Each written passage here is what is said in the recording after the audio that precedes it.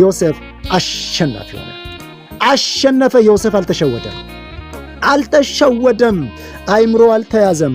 አያችሁ፣ እንደዚህ የሚባል ነገር አለ። ሰይጣን አንድን ሰው ሲያስከትል አይኑን አሳውሮ ነው ይባላል። ሰይጣን አንድን ሰው ሲያስከትል አሳውሮ ያስከትላል። እግዚአብሔር ግን ሲያስከትል አይን አብርቶ ነው የሚያስከትለው ይባላል። ስለዚህ አይናማ ነው፣ አይኑ አልተያዘም። ሔዋን ሰይጣን በእባብ በኩል ባቀረበላት ክፉ ሐሳብ ተሸንፋ ወደቀች።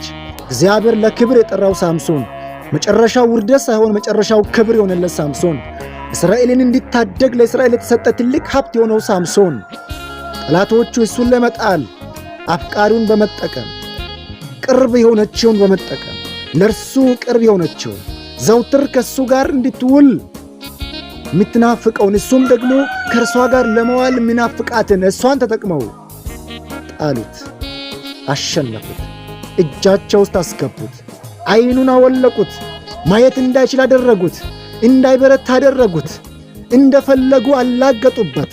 ትላንትና በአህያ መንጋጋ ብዙዎችን የሚጥል ትላንትና የእግዚአብሔር ኃይል ከመጣለት በባዶ እጁ አንበሳን የሚጥል አሁን ግን በአንድ ሰው ቁጥጥር ስር ወደቀ። እንዴት ሳምሶን ተሸነፈ? እንዴት ሳምሶን ወደቀ? እንዴት የሰው ልጅ ክብሩን አጣ? እንዴት የሰው ልጅ ወደቀ? እንዴት የሰው ልጅ ከታላቅ ክብር በእግዚአብሔር መልክና በእግዚአብሔር አምሳል ከተፈጠረበት ክብሩን አጣ? ከሰውነት ተርታ ወደቀ ከተባለ ሰይጣን አሳቢ መስሎ ባቀረበው ሐሳብ ተሸውዶ፣ ዮሴፍ ግን አልተሸወደም። ዮሴፍ ግን እጅ አልሰጠ። ዮሴፍ አይሆንም አለ።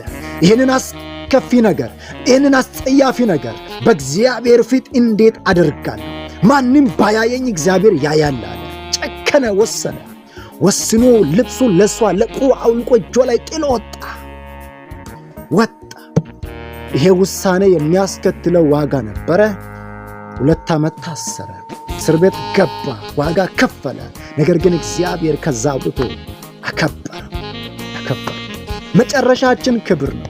እግዚአብሔር ካዘጋጀው ክብር እኛን ለመጣል ሰይጣን የማይወጣው ተራራ፣ የማይወርደው ሸለቆ፣ የማይፈነቅለው ድንጋይ የለም።